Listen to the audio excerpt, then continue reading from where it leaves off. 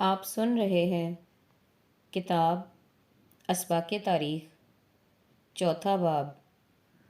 تاریخ کا مقصد داستان گوئی نہیں، تاریخ کا مقصد انسانی تجربات سے فائدہ حاصل کرنا ہے۔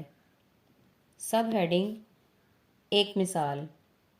انسائکلوپیڈیا بریٹانیکا میں انسانی حقوق پر ایک مفصل مقالہ ہے۔ اس کے پہلے پیراگراف میں بتایا گیا ہے کہ حقوق انسانی کا تصور اگرچہ قدیم زمانے سے شاعروں، فلسفیوں اور سیاستدانوں کے یہاں پایا جاتا رہا ہے، مگر عملی صورت میں وہ صرف 18ویں صدی کے آخر میں امریکی اور فرانسیسی انقلاب کے بعد ظہور میں آیا۔ ایک شخص اگر صرف اس مقالے کو پڑھے، اس سے زیادہ واقفیت حاصل کرنے کا موقع اس کو نہ مل سکے تو وہ اس موضوع کے بارے میں سخت ترین غلط فہمی کا شکار رہے گا، کیونکہ اصل حقیقت یہ ہے کہ حقوق انسانی کا انقلاب مغربی تہذیب کے ظہور سے 1000 سال پہلے عرب میں اپنی کامل ترین صورت میں واقعہ بن چکا تھا۔ مغربی ملکوں میں حقوق انسانی کی بحالی خود اسی انقلاب کا نتیجہ اور اس کے زیر اثر پیدا ہونے والا واقعہ ہے۔ خود مغربی علماء میں ایسے لوگ ہیں جنہوں نے کھلے طور پر اس واقعے کا اعتراف کیا ہے۔ مثلاً مشہور انگریز مصنف ایچ جی ویلز نے رسول اللہ صلی اللہ علیہ وآلہ وسلم کے خطبہ حجۃ الوداع کا ذکر کرتے ہوئے لکھا ہے کہ اس کو پڑھنے والا محسوس کرے گا کہ اس کا پہلا پیراگراف اہل اسلام کے درمیان مال اور خون کے تمام جھگڑے کو کالعدم کر رہا ہے۔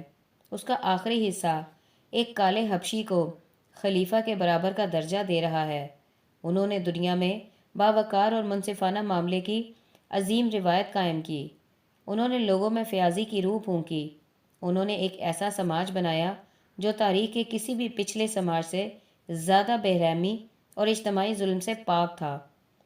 اس دنیا میں حقیقت سے انکار کی مثالیں ہیں اور اسی کے ساتھ حقیقت کے اعتراف کی بھی مثالیں ہیں۔ سب ہیڈنگ: ماضی اور حال۔ مسیح الملک حکیم اجمل خان کو طب اور علاج میں غیر معمولی شہرت حاصل ہوئی۔ لارڈ ہارڈنگ 1910 سے 1912 تک ہندوستان کے وائسرائے رہے۔ حکیم اجمل خان کی شہرت سے متاثر ہو کر وائسرائے نے اپنی پرائیویٹ سیکرٹری کو ان کے پاس طبی مشورے کے لیے بھیجا۔ وہ دہلی میں ان کے مکتب میں آئے تو دیکھا کہ وسیع مکتب آدمیوں سے بھرا ہوا ہے۔ سیکرٹری پر اس کا بہت اثر ہوا۔ واپس جا کر اس نے وائسرائے سے اس کا ذکر کیا۔ وائسرائے نے کہا کہ وہ ہندوستان کے مقناطیس ہیں۔ حکیم اجمل خان کی اس عظمت و مقبولیت کا یہ نتیجہ تھا کہ جب وہ قومی سیاست میں داخل ہوئے تو اس کے اندر انہوں نے مرکزی مقام حاصل کر لیا۔ دہلی میں ان کے مکان شریف منزل میں وقت کی بڑی بڑی شخصیتیں جمع ہوتی تھیں، مثلاً پنڈت موتی لال نہرو، بال گنگادھر تلک، لالا لاجپت رائے، سی آر داس، مہاتما گاندھی، جواہر لال نہرو، مولانا محمد علی، ڈاکٹر محمد اقبال وغیرہ۔ حکیم صاحب نے مسلم ملکوں کے علاوہ انگلینڈ، فرانس، جرمنی، آسٹریلیا وغیرہ کے سفر بھی کیے۔ یہ اس زمانے کی بات ہے جبکہ جدید میڈیکل سائنس ابھی اپنے عروج کو نہیں پہنچی تھی۔ اس زمانے میں ابھی طب کی اہمیت پوری طرح باقی تھی۔ اس وقت مسلمان فن طب کے امام تھے، آج ان کی یہ حیثیت ختم ہو چکی ہے۔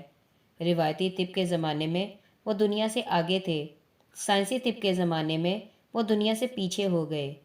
سائنس اور سائنسی طب میں مسلمانوں کی اس پسماندگی کی ذمہ داری تمام تر مسلم رہنماؤں پر ہے۔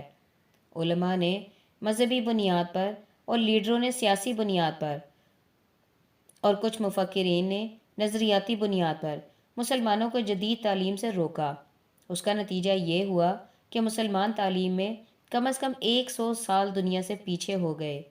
علم کی اہمیت اتنی زیادہ ہے کہ پیغمبر اسلام صلی اللہ علیہ وآلہ وسلم نے جنگ بدر کے بعد مشرک قیدیوں کے ذریعے مسلمان بچوں کو تعلیم دلوائی۔ حقیقت یہ ہے کہ علم ہر حال میں مطلوب ہے، کسی بھی عذر کی بنا پر علم سے روکنا ہرگز جائز نہیں۔ سب ہیڈنگ: اخلاق کی طاقت۔ 1932 کا واقعہ ہے۔ فتح گڑھ اتر پردیش کے علاقے میں سکھوا نامی ڈاکو نے سنسنی پھیلا رکھی تھی۔ اس کی لوٹ مار بے پناہ ہوتی جا رہی تھی۔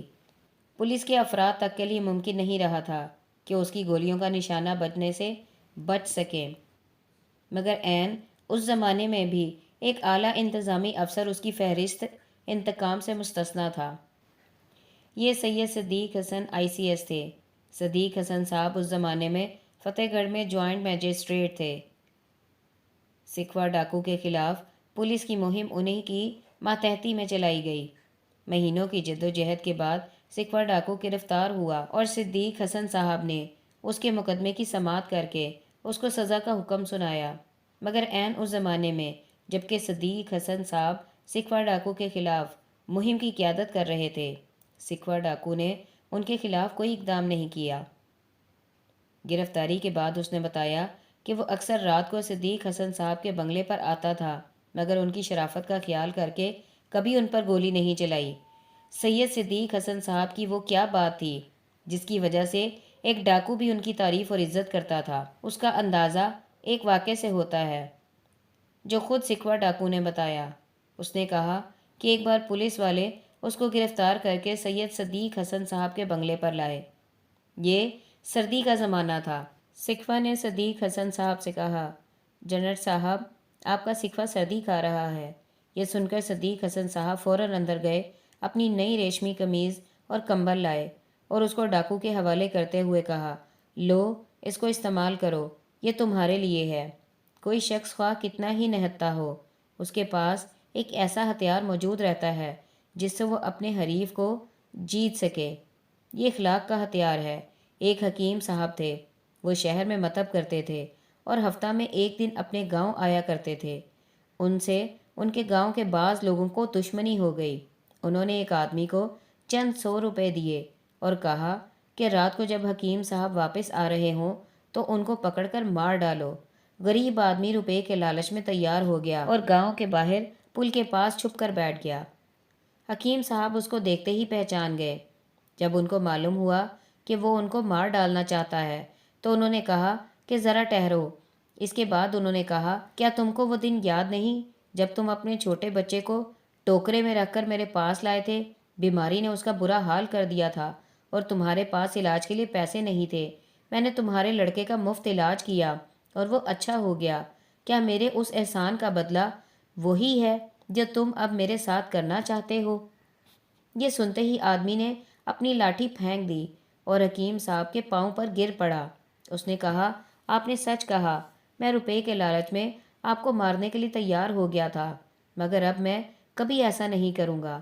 آپ مجھے معاف کر دیں۔ ایک جانور کو کسی قسم کی اخلاقی دلیل حملہ کرنے سے روک نہیں سکتی، مگر انسان کو جیتنے کے لیے ایک اخلاقی دلیل بھی کافی ہے، بشرط یہ کہ وہ حقیقی معنوں میں ایک اخلاقی دلیل ہو، نہ کہ محض الفاظ کا ایک مجموعہ۔ سب ہیڈنگ، اللہ کو بہت یاد کرو۔ حافظ حامد حسن علوی اعظم گڑھ کے ایک صاحب طریقت بزرگ تھے۔ ان کے خلیفہ مولانا سعید احمد صاحب مرحوم نے ایک بار حافظ صاحب قبلہ سے پوچھا کہ قرآن میں آتا ہے کہ اللہ کا ذکر کثیر کرو، اس کا مطلب کیا ہے؟ انہوں نے کہا کہ میں نے بہت سے لوگوں سے پوچھا کہ ذکر کثیر کا اطلاق کتنے عدد پر ہوتا ہے۔ لوگوں نے مختلف اعداد بتائے۔ کسی نے کہا 25,000 بار اللہ کا نام لینا ذکر کثیر ہے، کسی نے کہا 5,000 بار ذکر کرنا ذکر کثیر ہے، مگر 25,000 یا 5,000 تو گنتی کی حد ہے۔ خدا لامحدود ہے، اس لیے اس کا ذکر کثیر بھی ایسی گنتی پر ختم ہونا چاہیے جو گنتی کی آخری حد ہو۔ حافظ حامد حسن علوی نے جواب دیا، ذکر کے معنی ہے عدم نسیان، نہ بھولنے کی حالت۔ مثلاً ایک شخص کو حکومت کا افسر یہ حکم سنا دے کہ اتوار کے دن تم کو پھانسی پر لٹکایا جائے گا، تو اس خبر کو سننے کے بعد اگرچہ وہ آدمی روزمرہ کے معمول میں مشغول نظر آئے گا، وہ کھائے پیے گا، بیوی بچوں کے ساتھ رہے گا، مگر اس کا ذہن ہر لمحہ پھانسی کے ذکر میں مشغول رہے گا، وہ کسی حال میں بھی اس سے غافل نہ ہو پائے گا۔ بس اس مثال سے ذکر کی حقیقت سمجھ سکتے ہو۔ ذکر حقیقتاً ایک مستقل یاد کا نام ہے، نہ کہ کوئی عددی نصاب پورا کرنے کا۔ جب آدمی اللہ کو پا لیتا ہے تو وہ اس کی روح میں سما جاتا ہے، وہ اس کے خون میں تیرنے لگتا ہے۔ ہر موقع پر اس کو خدا کا خیال آتا ہے۔ زندگی کا ہر واقعہ اس کو خدا کی یاد دلانے والا بن جاتا ہے۔ اسی کا نام ذکر ہے۔ یہ یاد کبھی سینے کی کسک بن کر اس کو تڑپا دیتی ہے، کبھی اس کے دل کو پگھلا کر آنسوؤں کی صورت میں بہہ پڑتی ہے، کبھی خوف یا محبت کے کلمہ کی صورت میں اس کی زبان پر آ جاتی ہے، کبھی شکر یا دعا بن کر اس کی زبان سے ٹپک پڑتی ہے۔ ذکر کسی قسم کے رٹے ہوئے الفاظ کو دہراتا نہیں ہے۔ ذکر اللہ کی ایک حالت کا نام ہے۔ دل کے اندر اٹھنے والی یہ موجیں کبھی الفاظ کی صورت میں بھی ظاہر ہو جاتی ہیں۔ یہ الفاظ ذکر و دعا کے معروف الفاظ بھی ہو سکتے ہیں اور غیر معروف الفاظ بھی۔ وہ عربی میں بھی ہو سکتے ہیں اور آدمی کو اپنی مادری زبان میں بھی۔ یہ الفاظ ذکر و دعا کے معروف الفاظ بھی ہو سکتے ہیں اور غیر معروف الفاظ بھی۔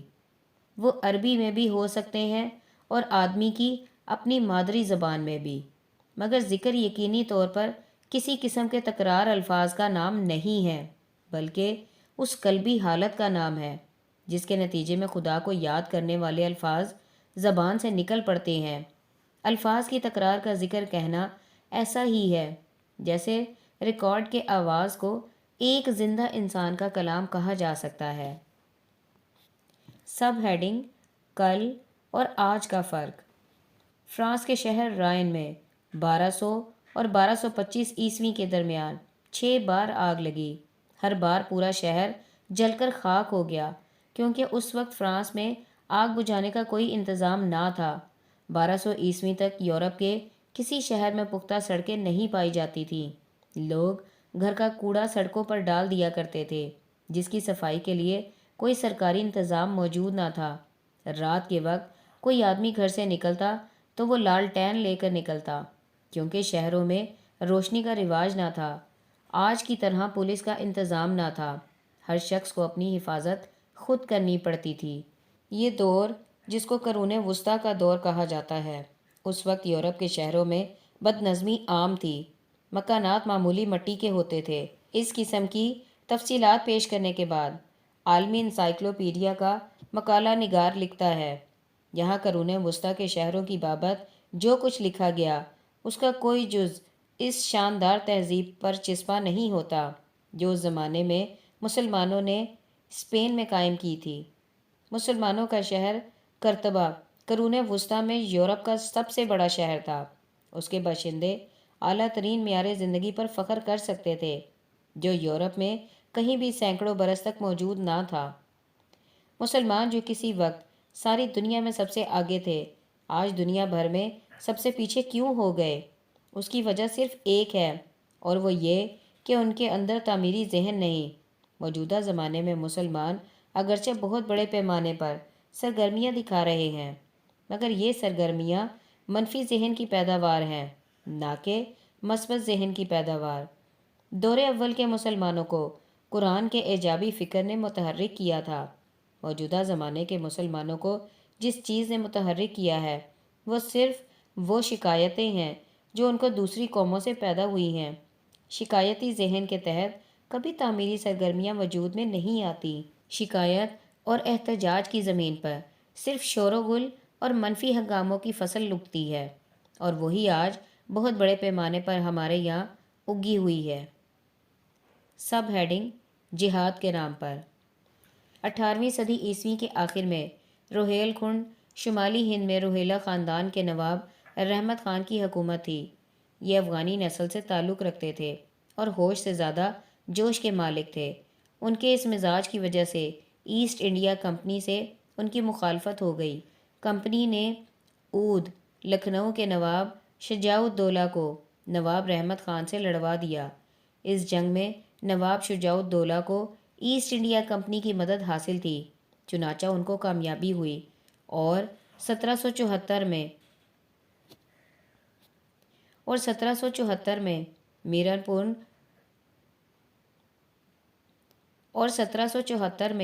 میرن پور کٹرا کی جنگ میں نواب رحمت خان مارے گئے۔ اس کے بعد ایسٹ انڈیا کمپنی کے تحت نواب شجاع الدولہ کی حکومت اودھ میں اور روہیل کھنڈ میں قائم ہو گئی، تاہم یہ حکومت صرف 27 سال باقی رہی۔ 1801 میں ادائیگی قرض کے نام پر ایسٹ انڈیا کمپنی نے روہیل کھنڈ کو براہ راست اپنے قبضے میں لے لیا۔ اس زمانے میں ایک مفتی محمد فیوض بدینوی تھے جو بریلی میں افتاء کے فرائض انجام دیتے تھے۔ ان کا تقرر نواب رحمت خان کے زمانے میں ہوا تھا، تاہم بعد کے زمانہ میں بھی وہ بدستور اپنے عہدہ پر باقی رہے۔ طویل خاندان روایت کی وجہ سے عوام کے اندر ان کو بڑا ادب و احترام حاصل تھا۔ عوام کے علاوہ حکومت کے حلقے میں بھی ان کی عزت تھی۔ اس دو طرفہ مقبولیت کو اگر وہ حکمت کے ساتھ استعمال کرتے تو وہ کوئی بڑا دینی کام کر سکتے تھے، مگر اس کو انہوں نے بے معنی تصادم میں ضائع کر دیا۔ 1814 کا واقعہ ہے کہ جب روہیل کھنڈ میں انگریزی حکومت قائم ہو چکی تھی، انہوں نے نظم و نسق کو مضبوط بنانے کے لیے ایک اقدام کیا۔ انہوں نے ایک قانون پاس کیا جو چوکیداری ٹیکس کے نام سے مشہور ہوا۔ اس قانون کا مقصد یہ تھا کہ ایسٹ انڈیا کمپنی کے تحت بڑے بڑے شہروں میں پولیس کی تنظیم قائم کی جائے اور اس خرچ کو چوکیداری ٹیکس وصول کر کے پورا کیا جائے۔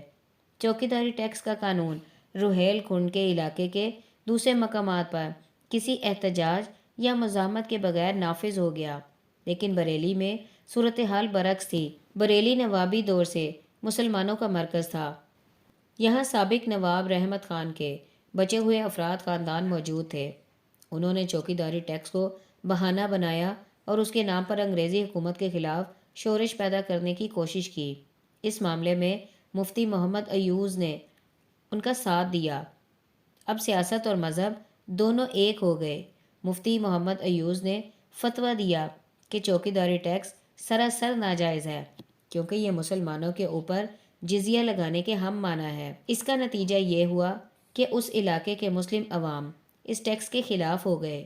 خاص طور پر افغانی پٹھان بڑی تعداد میں اٹھ کھڑے ہوئے جو پہلے سے انگریزوں سے بگڑے ہوئے تھے، کیونکہ انگریزوں نے ان کی افغان حکومت کو اس علاقے سے ختم کیا تھا۔ مفتی محمد ایوز کے فتوے کے بعد مسلمانوں کے دبے ہوئے جذبات ابھر آئے۔ شہر بریلی میں زبردست ہڑتال کی گئی۔ مسٹر ڈیبلٹن اس وقت یہاں ضلع میجسٹریٹ تھے۔ مسٹر ڈیبلٹن نے چوکیداری ٹیکس کی وصولی کے لیے 16 اپریل 1816 عیسوی کی قطعی تاریخ مقرر کر دی اور اس کا اعلان کرا دیا۔ جب یہ تاریخ آئی تو بریلی کے مسلم عوام بڑی تعداد میں مفتی محمد ایوز کے مکان کے سامنے جمع ہو گئے۔ مفتی صاحب نے اس مجمع کی قیادت سنبھال لی۔ ان کو معلوم ہوا کہ انگریز میجسٹریٹ گھوڑے پر سوار ہو کر ان کی طرف آ رہا ہے۔ انہوں نے عوام کو ہدایت کی کہ انگریز میجسٹریٹ کو آگے بڑھنے سے روکیں اور اس کو یہاں نہ آنے دیں۔ اس کے بعد جو ہونے والا تھا وہی ہوا۔ انگریز میجسٹریٹ نے بھی آگے بڑھنے پر اصرار کیا، جس کی وجہ سے انگریزی پولیس اور مفتی محمد ایوز کے حامیوں کے درمیان تصادم ہو گیا۔ اس کا نقصان مفتی محمد ایوز اور ان کے حامیوں کو پہنچا، کیونکہ ان کے پاس لاٹھی ڈنڈے کے علاوہ اور کوئی ہتھیار نہ تھا، جبکہ انگریز پولیس بندوقوں سے مسلح تھی۔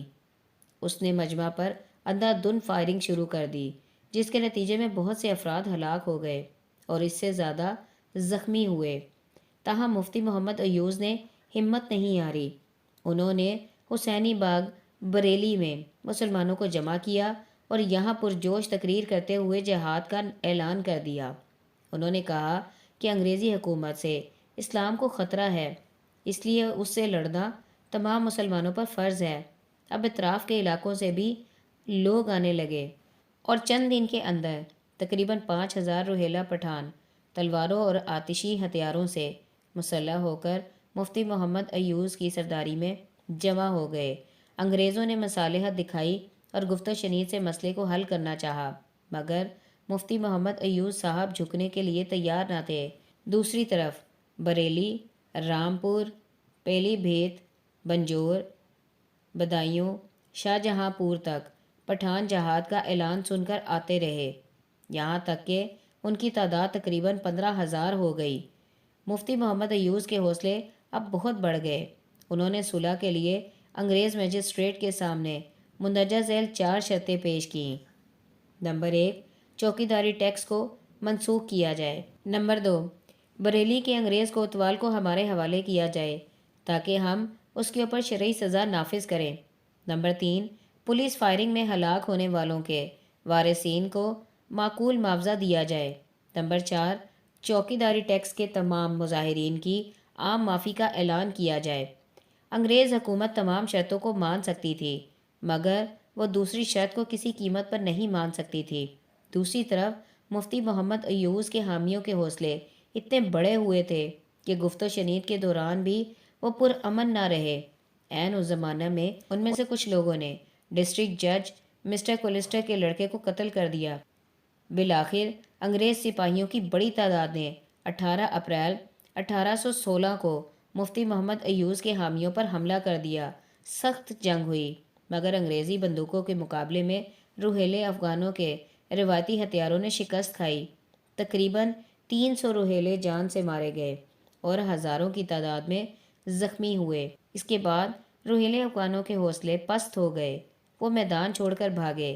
مفتی محمد ایوز کا تیاری کیے بغیر جہاد ایک ہی دن کے مقابلے میں ختم ہو گیا۔ اس کے بعد مفتی محمد ایوز بریلی چھوڑ کر رامپور چلے گئے، جہاں صرف 1 سال میں ان کا انتقال ہو گیا۔ چوکیداری ٹیکس کو برداشت نہ کرنے والا بالآخر ملت کو اس سے بہت زیادہ بڑی بربادی کے حوالے کر کے اس دنیا سے چلا گیا۔ اس قسم کی بے معنی لڑائیاں جو 100 سال سے بھی زیادہ عرصہ سے ملت کے اندر جاری رہیں، وہ ہرگز جہاد نہیں ہیں۔ یہ جہاد کے نام پر اپنے جان و مال کو ضائع کرنا ہے۔ جہاد دراصل اللہ کی راہ میں کوشش کرنا ہے، اور اللہ کا کام دعوت علی اللہ ہے۔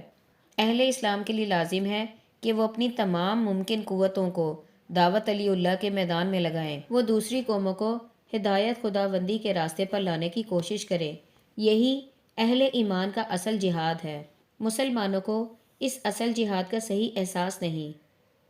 اگر ان کو احساس ہو تو چھوٹی چھوٹی باتوں میں الجھنے کو اپنے لیے حرام سمجھ لیں، کیونکہ چھوٹی چھوٹی غیر متعلق باتوں میں الجھنے سے دائی اور مدعو کے درمیان معتدل فضا ختم ہوتی ہے، اور معتدل فضا کے بغیر کسی کو کوئی دعوت نہیں دی جا سکتی۔ مسلمانوں پر لازم ہے کہ چھوٹی چھوٹی ناخوشگواریوں کو برداشت کریں۔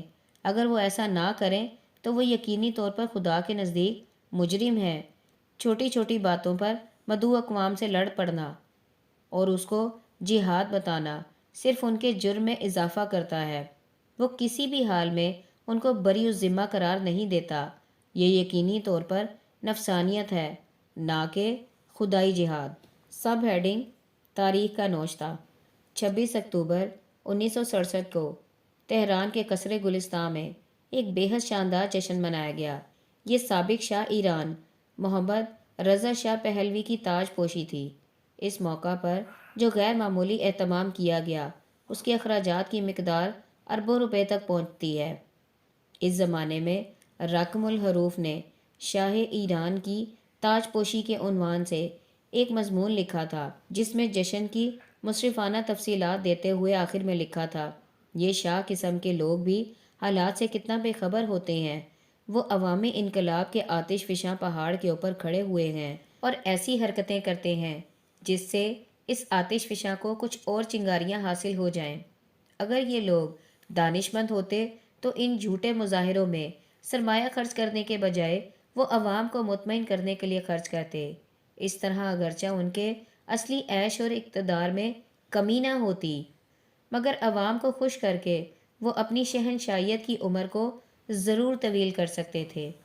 عجیب بات ہے، اس دنیا میں حقیقی فکر آخرت تو نایاب ہے ہی، دانش مندانہ قسم کی دنیا پرستی بھی نایاب ہے۔ زیادہ تر لوگ بے سوچے سمجھے زندگی گزارتے ہیں، یہاں تک کہ جب وہ اپنی بے شعوری کے انجام سے دوچار ہوتے ہیں اس وقت انہیں ہوش آتا ہے، مگر اس وقت کا ہوش آنا کچھ کام نہیں دیتا۔ مذکورہ تحریر کے تقریباً 11.5 سال بعد فروری 1979 میں یہ واقعہ ہوا کہ رضا شاہ پہلوی کو اپنا اقتدار اور اپنا تمام جاہ و حش چھوڑ کر ایران سے جانا پڑا۔ وہ نہایت مایوسی اور ناکامی کی حالت میں ایک مغربی ہسپتال میں مر گئے۔ اس کے بعد ایران میں آیت اللہ خمینی کا دور شروع ہوا۔ فروری 1979 میں جب آیت اللہ خمینی چارٹرڈ ہوائی جہاز کے ذریعے پیرس سے تہران پہنچے اور سارا ایران خمینی زندہ باد کے نعروں سے گونج اٹھا۔ خمینی اسلام کے نام پر ایران میں برسر اقتدار آئے تھے۔ ساری دنیا اسلام میں اس بات پر خوشی منائی گئی کہ آیت اللہ خمینی نے ایران میں اسلامی نظام قائم کر دیا ہے۔ تاہم اس معاملے میں بھی راکم الظروف کی رائے عام لوگوں سے بالکل مختلف تھی، جس زمانے میں کہ جدید حکمراں بھی بالآخر وہی ثابت ہوں گے جو ان سے پہلے کے حکمراں۔